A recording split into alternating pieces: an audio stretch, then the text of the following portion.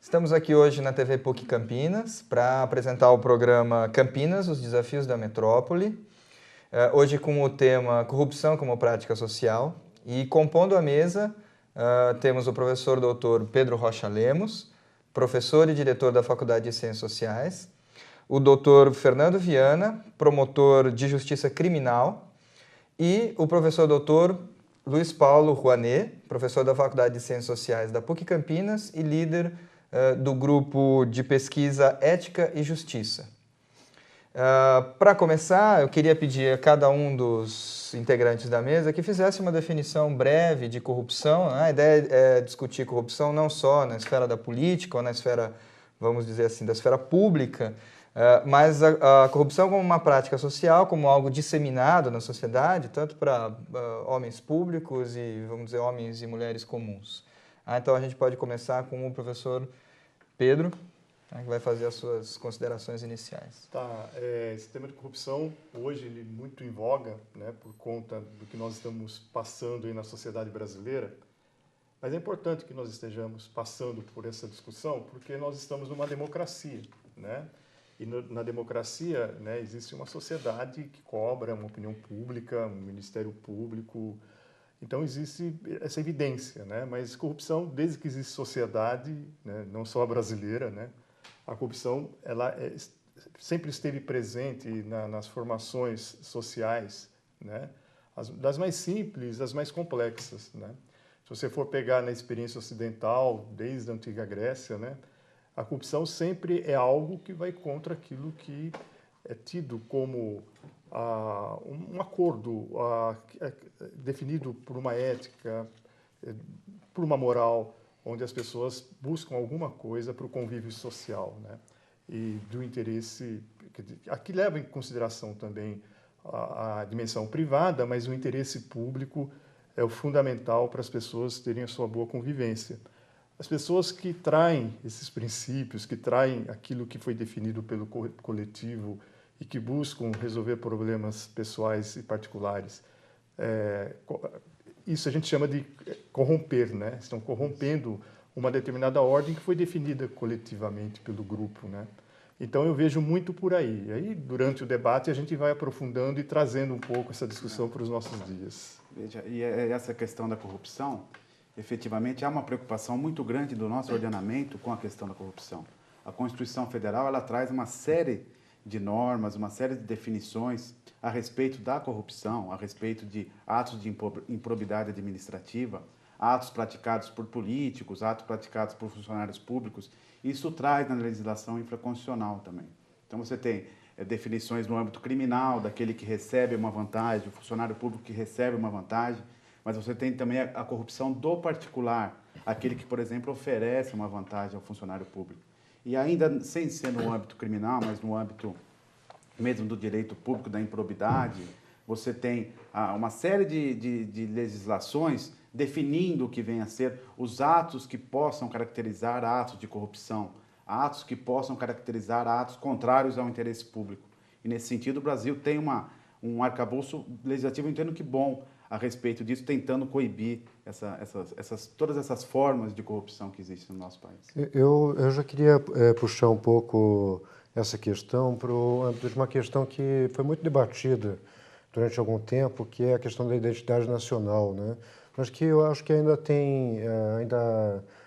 é uma fonte ainda de reflexão, porque eu acho que essa questão de corrupção passa um pouco pela nossa relação, enquanto brasileiros, com o que é público, né? Então isso vem desde a época da colônia, das capitanias hereditárias, tal, passa pela questão do escravismo, né?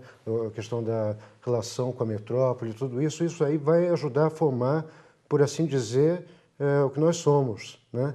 E também a estabelecer a relação que nós temos com o que é público. Em grande medida, eu vejo que essa questão da corrupção deriva do fato de nós vermos a coisa pública como sendo o de ninguém. Ninguém vê, a maioria das pessoas não vê o espaço público como sendo algo de todos, mas, pelo contrário, como a terra de ninguém. Daí o fato de alguns políticos, né, se aproveitarem dessa brecha, dessa concepção, a meu ver, equivocada, né, da relação que nós temos que ter com o espaço público, né. Assim, nas últimas semanas, a gente presenciou e continuamos presenciando as denúncias de corrupção no Senado, e justamente isso que o Luiz Paulo está dizendo, uma tradição patrimonialista de entender o público como a extensão do privado, ou confundir o público com o privado, e aí empregar não só os parentes, mas todos aqueles que são os apaniguados, os protegidos, aqueles que são agregados à família e que devem ser protegidos de alguma maneira ou de outra porque dão apoio ou porque prestam serviços. E isso está muito presente na mente do brasileiro, né? De alguém que o apadrinhe, de alguém que o proteja, né? De alguém que consiga uma entrada, por exemplo, num órgão público ou numa instituição pública para conseguir uma vantagem, passar na frente dos outros, né? Algo disseminado. No certo sentido, faz parte de uma cultura já, né? Assim, a forma como o Brasil, né, sua própria história, como o Rouanet estava dizendo aqui, né? Isso vem de longe, né? Esses jeitinhos, né? Desses acertos, né? E virou cultura, quer dizer, se nós estamos falando daqueles que estão no topo e que nos representam de uma certa forma, eles espelham também o que é a sociedade, né? Então, não vamos generalizar, eu acho que tem muita gente aqui se organizando e combatendo a corrupção, né? E buscando um sentido ético do público, né? Mas existe uma cultura muito disseminada e que vem de longe, isso se enraizou.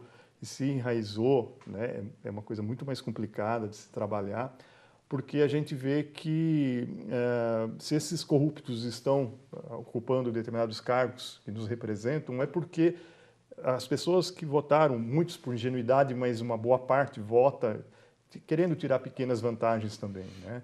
E você não vê, hoje nós estamos assim há alguns dias e está em evidência aí a questão do Senado, do Sarney, né? Mas se você for pegar qualquer Câmara de Vereador, aquilo que está lá está praticado nesses lugares também, entendeu? Ao mesmo tempo, eu vejo também que esse destaque todo que tem sido dado à questão da corrupção pode ser que venha justamente no começo de uma mudança de mentalidade, no sentido de que essas práticas são cada vez menos aceitas e por isso que se dá tanta publicidade, por isso que a impressão que dá é que a corrupção aumentou, quando pode ser que, na verdade, ela esteja agora se revelando mais, né? Então, isso pode ser um indicador também de uma mudança de postura em relação a isso. Quer dizer, assim como as pessoas estão trabalhando, tentando ganhar o seu dinheiro de maneira honesta, cada vez menos há espaço para esse tipo de práticas que a gente tem há muito tempo, né? E essas famílias que dominam, né, os estados, as oligarquias, etc. Quer dizer, a tendência é perderem espaço em função de uma cobrança maior, né?